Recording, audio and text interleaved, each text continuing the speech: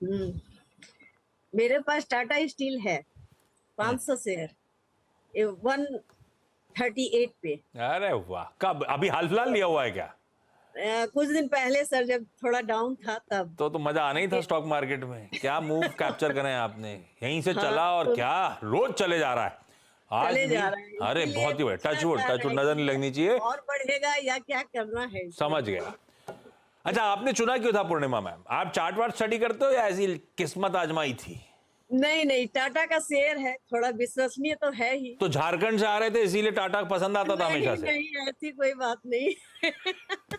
तो टाटा विश्वसनीय तो है, का इसमें तो कोई शक विश्वास नहीं। तो होता ही है। पेरेंटेज भी बहुत बढ़िया स्ट्रांग है, बात सही है।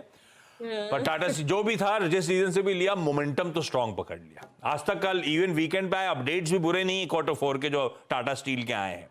ये मोमेंटम और आगे तूल पकड़ेगा क्या? मोमेंटम में तो आ ही गया ये स्टॉक, और जा रहा ही नहीं जा रहा। मैम होल्ड करें, मुनाफा बांधें, होल्ड करना है तो ट्रेल कहां करें, स्टॉप लॉस को कहां लगाएं, ये सब बता दीजिए आप।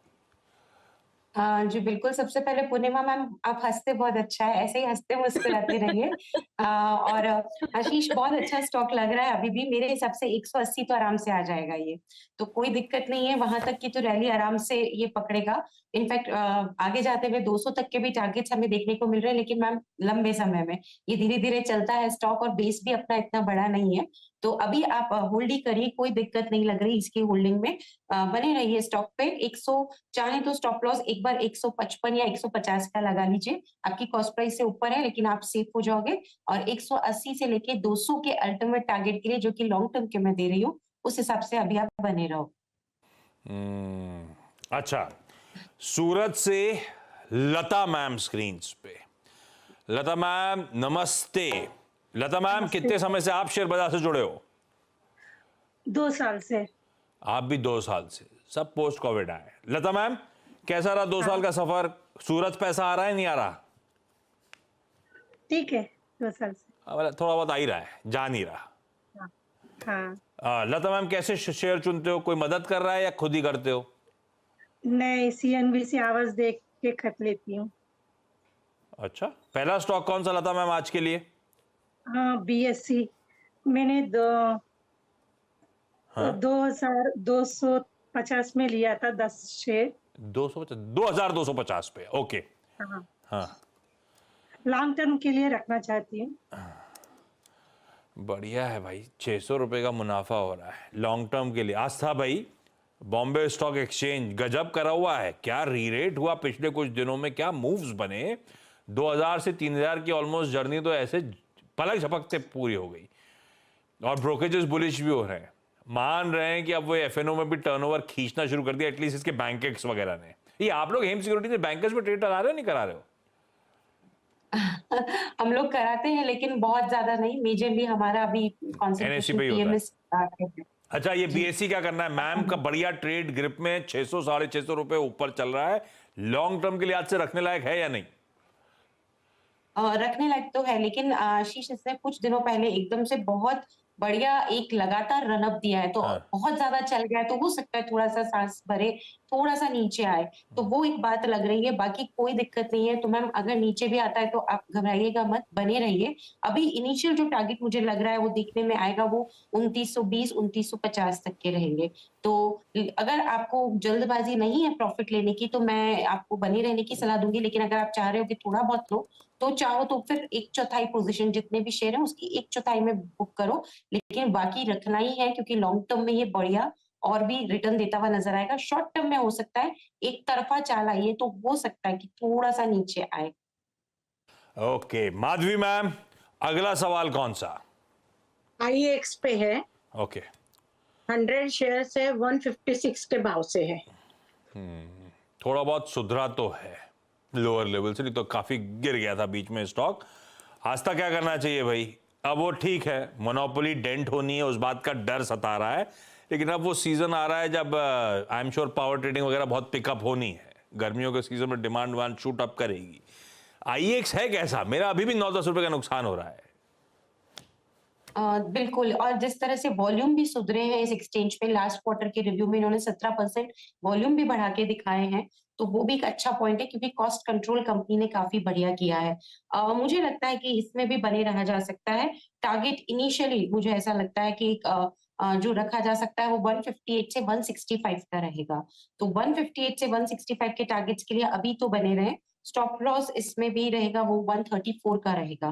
तो 134 का स्टॉप लॉस लगाइए, 158 से लेके 165 के टारगेट्स के लिए बने रहिए इस काउंटर पे। ये पूर्णिमा मैम, टाटा स्टील अच्छी कंपनी थी, अच्छा पेरेंटेज था, हस्बैंड ने पूरी लाइफ एसबीआई में बिताई, वो पसंद नहीं आता आप लोग को? एसबीआई बहुत स्लो चलता है सर, हमको थोड़ा गति वाला पसंद है। वो थोड़ा बढ़े घटे तो प्रॉफिट लेने में मजा आता है। पर एसबीआई अब कहाँ स्लो है, आजकल तो छाया हुआ है। हाँ, मेरे हस्बैंड एसबीआई में लगाए हैं। लगाए हैं? लगाए हैं, वो स्टेट बैंक खरीद के रखे हैं, पर हमको उतना पसंद नहीं है।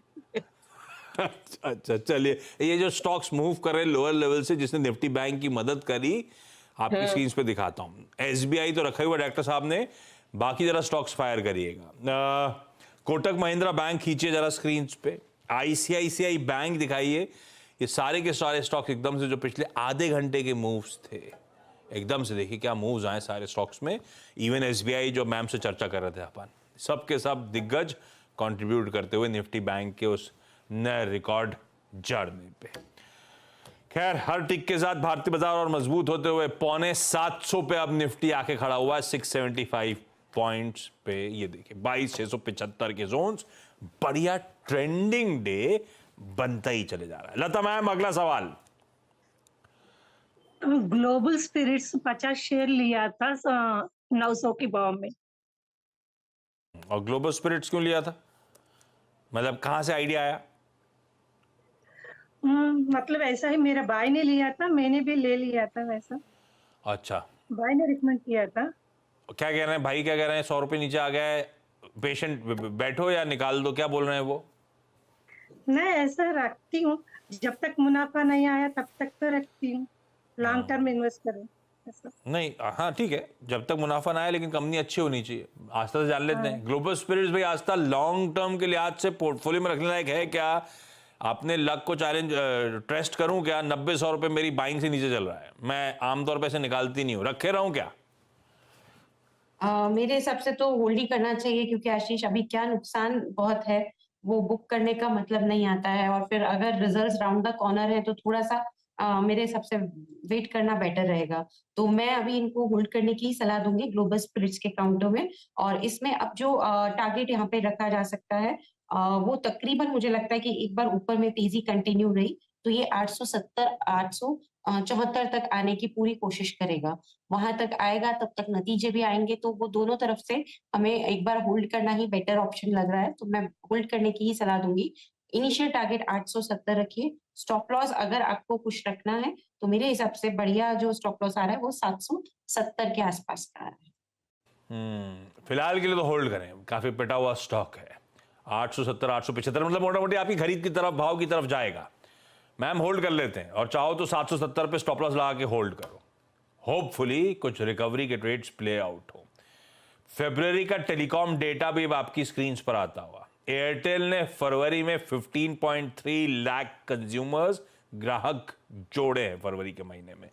ये इतना ही मैग्नीट्यूड से मेरे ख्याल से जनवरी का अपडेट, कुछ ही दिन पहले तो जनवरी आया था। जियो ने 36 लाख नए ग्राहक जोड़े, 50 के आसपास जोड़े थे जनवरी में, उसके ऊपर 30-40 और जोड़ लिए। वोडाफोन आइडिया का वेटेड है, पिछले कुछ लगातार हर महीने से घट ही रहे हैं। इस बार वोडाफोन आइडिया के नंबर्स दिखेंगे तो पता चलेगा, अभी तक चले नहीं है, लेकिन ये ठीक है, जैसा रन रेट वैसे ही था। जियो और सबसे ज़्यादा ऐड कर रहा है, भारतीय एयरटेल सेकेंड नंबर पे, और आई एम श्योर वोडाफोन के अगर ट्रैक रिकॉर्ड कहता है तो ग्राहक रिड्यूस हो रहे होंगे। खैर वो स्क्रीन पर आ जाएगा। माधवी मैम, अगला सवाल। 50 शेयर है मेरे पास टाइटन के, 3798 के भाव से लिए हुए। लंबी अवधि के लिए है ना? हाँ, लंबी अवधि। भाई आस्था, मौजूदा भाव के आसपास की खरीद, गजब के रिटर्न्स दिए, अच्छा क्वार्टरली अपडेट है, बेस बढ़ रहा है, क्या स्टोर एडिशंस, क्या रेवेन्यू का मोमेंटम, ज्वेलरी में 18% सेल्स मेरे ख्याल से बढ़ी है, अपडेट तो यही कह रहा था। कैसा लगता है टाइटन 3750 के आसपास? अच्छा, क्योंकि अपडेट भी अच्छे हैं और इनका जो वेयर्स एंड वॉचेबल्स और वेयर्स वाला जो सेगमेंट है वहां पे भी हिलियोस वगैरह ब्रांड की वजह से बढ़िया परफॉर्मेंस आ रहा है। मुझे अच्छा लग रहा है ये काउंटर। मैम आप इसको होल्ड करिए। अभी इसमें लॉन्ग टर्म टारगेट तो 4000 के अबव के हैं, तो वहां तक भी जाने की ये कोशिश कर सकता है। होल्ड करने की सलाह है इस काउंटर पे, लेकिन स्टॉप लॉस बढ़ा रखिएगा मैम, क्योंकि छोटे मोटे डिप्स में ट्रिगर हो जाएगा स्टॉप लॉस, और मेरे को ये लॉन्ग टर्म में रखवाना है आपको, इसलिए मैं 3500 के स्टॉप लॉस के साथ आपको बने रहने की सलाह दे रही हूँ। 4000 और उसके अबव के भी लेवल हमें देखने को मिलेंगे इस काउंटर। पूर्णिमा मैम, अगला सवाल टाटा स्टील के बाद। जियो फिन और टाटा मोटर के बारे में थोड़ा जानकारी चाहिए कि उसको खरीदना चाहिए या उसका क्या भविष्य है। जियो फाइनेंशियल सर्विसेज और टाटा मोटर्स, ये दोनों क्यों आइडेंटिफाई करे आपने? ये दोनों क्यों सिंगल आउट करे? आपने स्टडी कर रखी, ये दोनों पसंद आ रहे हैं आपको, ऐसा है क्या? हाँ, नहीं, जियो फिन रिलायंस ग्रुप का है। हाँ, तो इसीलिए थोड़ा उम्मीद हमको है उससे। हाँ। और टाटा मोटर तो टाटा मोटर है, तो इसीलिए भाई टाटा मोटर्स तो टाटा मोटर्स है आस्था, और जियो फिन की पेरेंटेज बहुत स्ट्रांग है, तो इनके दोनों स्टॉक सिलेक्शन मौजूदा भाव से लॉन्ग टर्म के लिए अट्रैक्टिव है या नहीं? देखिए टाटा मोटर्स की बात करें तो अभी भी लिया जा सकता है तो अच्छा ही। और या थोड़ी सी गिरावट आ जाए तो और अच्छा होगा मैम। 960 970 के जोन में तो बेस्ट बाइंग बनेगी। आपको मैम टाटा ब्रांड बहुत पसंद है ऐसा लग रहा है तो आप बिल्कुल इसमें आप पोजीशन बना सकते हो। 960-70 के आसपास बनाओगे तो अच्छा रहेगा। तो थोड़ा सा रुक जाते हैं, अगर वहां तक आया तो आप बिल्कुल ले लेना। और जो इसमें लॉन्ग टर्म टारगेट्स अब हमको देखने को मिलेंगे वो मेरे हिसाब से यहाँ पे 1165 से लेके 1200 के रहेंगे, पर ये लॉन्ग टर्म में टारगेट दे रही हूँ। जहां तक जियो की बात है, यहाँ पे मुझे लगता है कि बिल्कुल यहाँ पे तो डिप का वेट करना बनता है। तो यहाँ पे तो मतलब श्योर है कि थोड़ा सा नीचे आने दीजिए। बहुत तेज हो गया मैम, अभी नहीं हमको एंट्री करनी है, बहुत ज्यादा तेज हो गया। इसमें थोड़ी गिरावट और आती है 340 के आसपास, तभी लीजिएगा। टाटा मोटर्स में चाहे तो अभी भी थोड़ा बहुत ले सकते हैं, लेकिन जियो को तो गिरावट पे ही लेना है। Buy on dips. Tata motors तो फिर भी अभी नहीं खरीद सकते हैं, जियो फाइनेंशियल खरीदना है तो डिप्स में ही एक्यूमुलेट करें, क्योंकि जियो फाइनेंशियल की चर्चा हो गई तो ये चैनल सीएनबीसी आवाज, इसके पेरेंट्स और जियो फाइनेंशियल के पेरेंट्स प्रमोटर्स सेम है। तो एक स्टैंडर्ड डिस्क्लेमर पूर्णिमा मैम आपके लिए भी, किसी इंडिपेंडेंट फाइनेंशियल एडवाइजर से भी एक बार कंसल्ट जरूर करिएगा। इस नोट पर Madhavi ma'am, Purnima ma'am, Lata ma'am, thank you so much इस प्लेटफॉर्म पे जुड़ने के लिए। आस्था, थैंक यू सो मच बढ़िया तरीके से सारी क्वेरीज सॉल्व करने के लिए। बता दें कि मनी कंट्रोल पर दिए गए विचार एक्सपर्ट्स के अपने निजी विचार होते हैं। वेबसाइट या मैनेजमेंट इसके लिए उत्तरदायी नहीं है। यूजर्स को मनी कंट्रोल की सलाह है कि कोई भी निवेश निर्णय लेने से पहले सर्टिफाइड एक्सपर्ट की सलाह लें।